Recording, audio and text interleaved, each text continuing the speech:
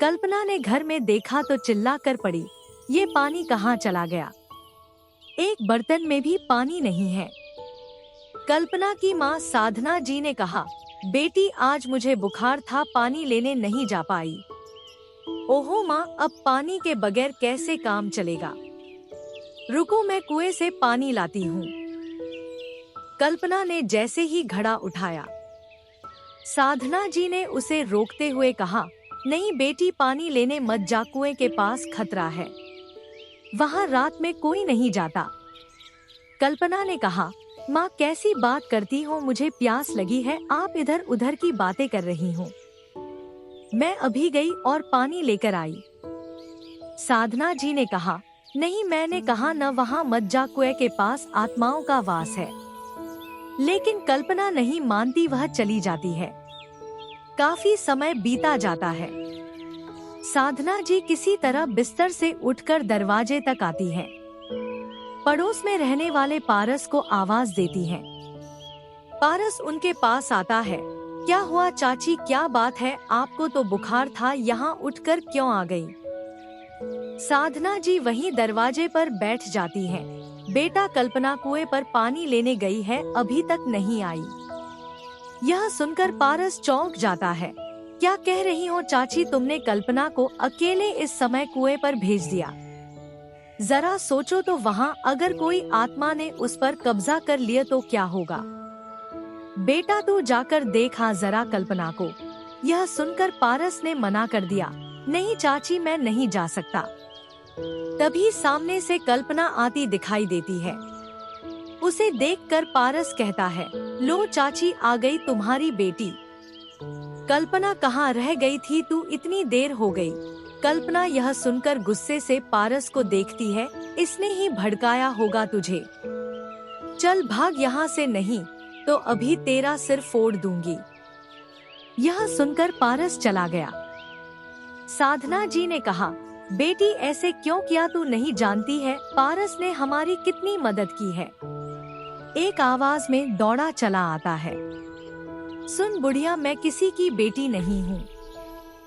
आज के बाद कोई इस घर में नहीं आएगा, तू भी चुपचाप पड़ी रह, ज्यादा बकबक की तो तुझे जान से मार दूंगी। कल्पना का बदला हुआ रूप देखकर साधना जी घबरा जाती है। सुबह तक उनका बुखार उतर जाता है। सुबह होते ही कल्पना खेत पर चली जाती है।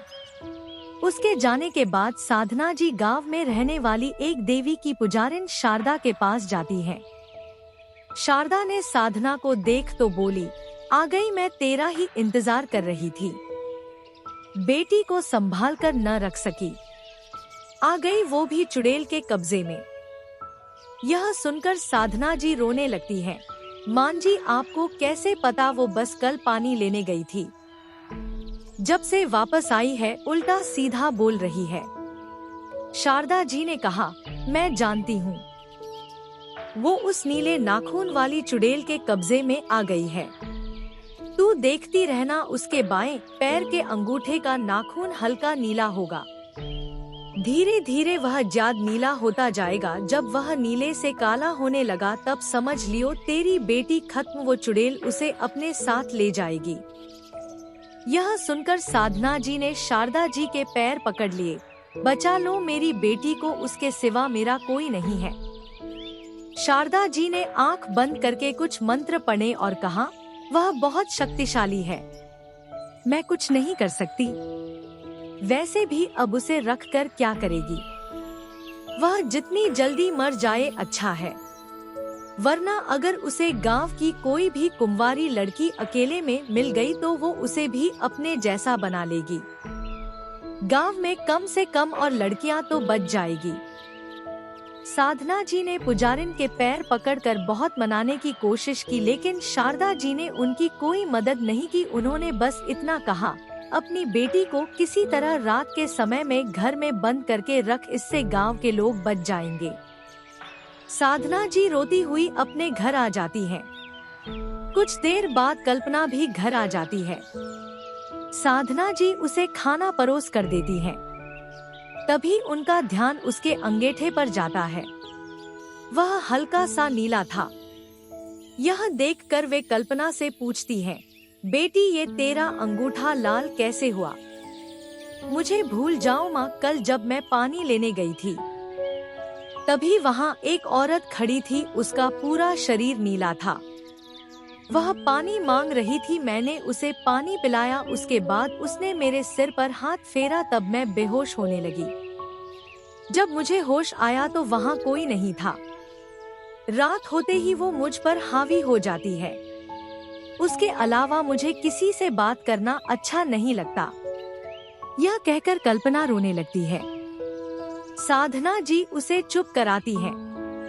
कल्पना उनसे कहती है, माँ मुझे रात होने से पहले अंदर के कमरे में बंद कर दिया करो, नहीं तो पता नहीं मैं क्या कर दूंगी।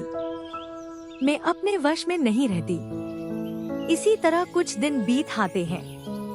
कल्पना कमजोर होने लगती है और उसके पैर का नाखून धीरे धीरे ज्यादा नीला होने लगता है। साधना जी कई जगह कल्पना के लिए बात करती हैं, लेकिन कोई भी उस चुड़ैल से कल्पना को मुक्त नहीं करा पाता। एक दिन साधना जी अपने घर के बाहर आंगन में बैठी थी, तभी गांव वाले इकट्ठे हो जाते हैं। मुखिया ने कहा, साधना बहन कल्पना को लेकर इस गांव से चली जाओ, वरना गांव वाले उसे जलाकर मार देंगे। साधना जी गुस्से से चिल्लाते हुए बोली, तुम सब लोग उस चुड़ैल को मारो जिसने मेरी बच्ची की ये हालत कर दी। उस पर कोई जोर नहीं चलता तो मेरी बच्ची को मारने आ गए। चले जाओ यहाँ से, नहीं तो मैं रात को कल्पना को खुला छोड़ दूंगी। जब तुम्हारे बच्चे ऐसे तड़पेंगे तो तुम्हें पता लगेगा। यह सुनकर सब गांव वाले चले जाते हैं। एक दिन सुबह जब साधना जी कल्पना के कमरे का दरवाजा खोलती हैं, तो देखती हैं कल्पना मरी पड़ी है। उसका पूरा शरीर नीला हो चुका था। बहुत हिम्मत करके कुछ लोग कल्पना का अंतिम संस्कार करते हैं। अंतिम संस्कार के बाद साधना जी सभी गांव वालों के सामने कहती हैं, मेरी बच्ची तो चली गई, किसी ने उसकी मदद नहीं की, लेकिन फिर भी मैं चाहती हूँ कि जो मेरी बच्ची के साथ हुआ वह किसी और के साथ न हो। आप लोग मेरी मदद करो उस चुड़ैल से बदला लेने में, वरना एक दिन इस गांव में कोई जिंदा नहीं बचेगा। सभी गांव वाले सहमत हो जाते हैं, लेकिन यह सब कैसे होगा, कहानी के अगले भागों में जानेंगे।